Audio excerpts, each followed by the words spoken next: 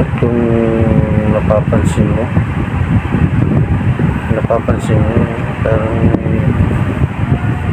may wire na nakalawit, may patol na wire, pero hindi natin yung basta ikakabit agad tapos biglang isaksak. Alamin natin, testerin pa rin natin yan kasi mamaya may problema yan, ka leche ka damage palalo. Kasi testerin muna natin para sure kung tanggal lang talaga. Okay, testing natin yung switch.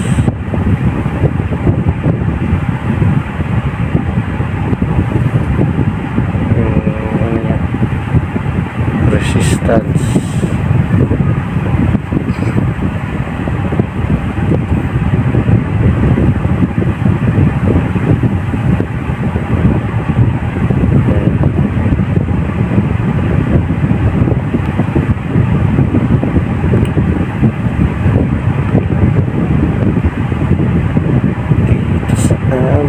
Saan na ugali mga magkatao lamang kani lamang mabayad pero pumapayag upang masubukan at mapatunayan.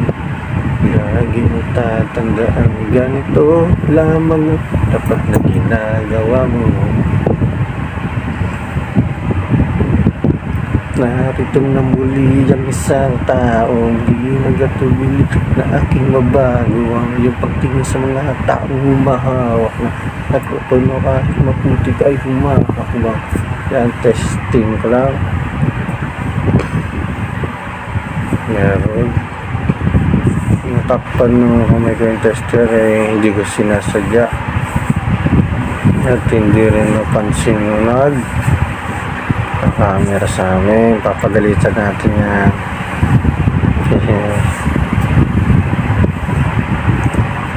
Biro lang.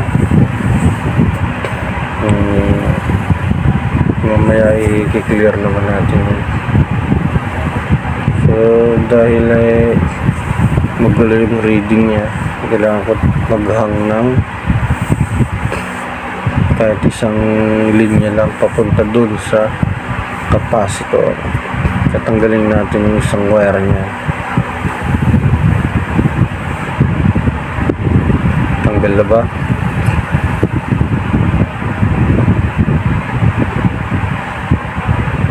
Ingat lang kung mapasok. Ayan, testerin natin naman ngayon. Yun. Tingnan natin yung resistance. Speed 1, 2, 3.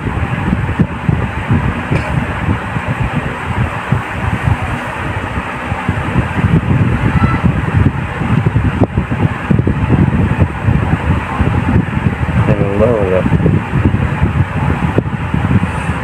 Meron umalo na sa tester. Hindi lang nakita. Sensya na. Malabo yata. Sabihin itong ay safe na natin itong ikabit ulit. Bira lang itong mangyari. Ngayon lang yata ako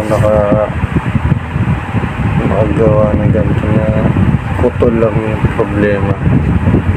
Kasi birang mag-lose ng connection ng ang electric pan.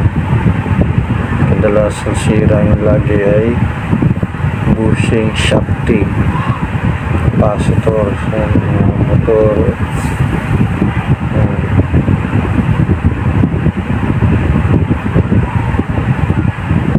Ito ay wire lang na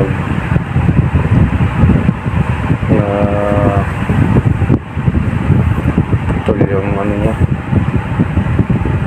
Hindi siya nakakabit dun sa switch.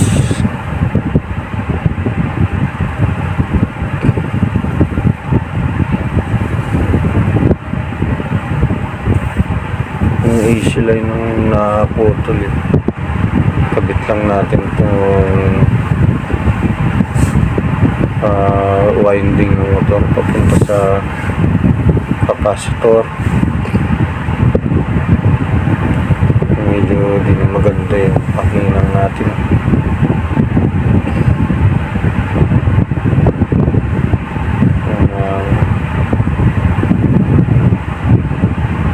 Tagal siya makalusaw. Wait lang, ayusin lang natin. Hindi ka lang nakadikit.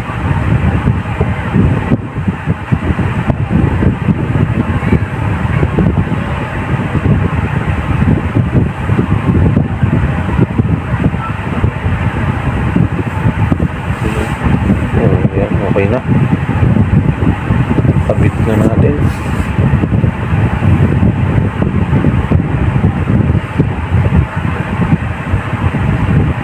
Ito pa parang switch na.